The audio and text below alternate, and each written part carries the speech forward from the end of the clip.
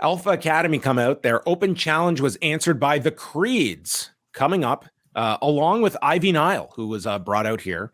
And they did a video together on Julius and Brutus Creed. And we start off with a wrestling sequence between Gable and Julius delivering a deadlift vertical, like from a seated position up to his feet, and then hands him off to Brutus. And they get the two big guys in with Brutus and Otis. So they're doing power spots together. And then a pair of double suplexes as the Creeds go to the floor. We come back. Otis does the caterpillar. And then it's Brutus with an axe handle and a standing moonsault. Gable's in for the save. And then Brutus can't get Otis off his feet. He gets caught off the turnbuckle into a world's strongest slam. And the save is made when Julius comes off the top with a 450 splash, followed by Gable with a top rope moonsault. And this was when this crowd was super into this and the athleticism. You've got Michael Cole comparing them to the Steiners and the Road Warriors. Maxine gets on the apron, so this gets her and Ivy Nile involved. And then Maxine pulls down Ivy. Tozawa gets involved. And then it's Tozawa taking a German suplex from Ivy Nile. The Otis bomb gets stopped. And then Julius lifts up Otis on the shoulders, followed by the Brutus ball, and they pin Otis in 10 minutes and 57 seconds. This is how you call up a team.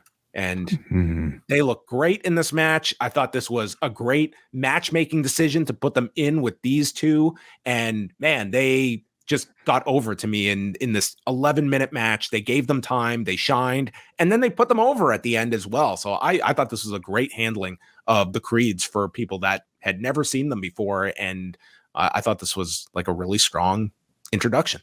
Incredible debut of an NXT call-up, and they've had a few, I mean, as recently as Dragon Lee, who I thought had a very similar show-stealing type of performance that got people talking about them coming out of the show, despite not making any prior appearances on the main roster.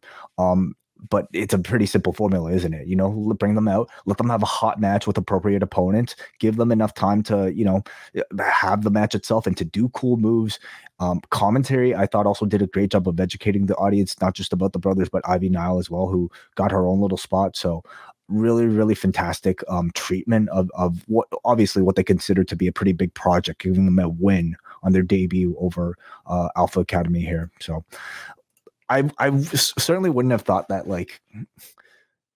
the Creed brothers would be on the same level as DIY, looking at when both of those acts might have started over in NXT. But you have DIY that's very much a representation of Black and Gold, the representation of Black and Gold. And I would say the Creed brothers very much a representation of 2.0. And they're both kind of getting their starts essentially at the same time, or at least on the same level here.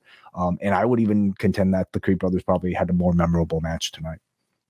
I thought they came off really well. DIY, it feels as though they're trying to channel what was there for both of these guys that have really the audience has seen these two struggle on the main roster, and now trying to get them going with an act that worked years ago, whereas the Creeds have that freshness to them. Fans have not seen them climb up and struggle and fail. And I think that there's something to be said for that. And I think that people have a lot of confidence that, next week we're not going to see, Brutus being a guy who does cannonballs into pools. And I don't know, what would you do with Julius?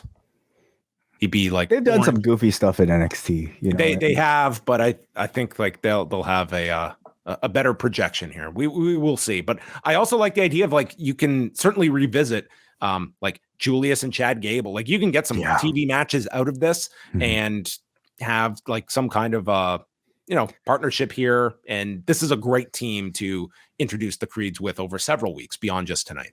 Agreed. But because of the similarity maybe to Chad Gable and Alpha Academy, I wonder if they might be thinking about SmackDown for the team instead. Yeah, they did have Wade mention that, indicating they're free agents and Raw and SmackDown should both be going after them. So you could very well see them.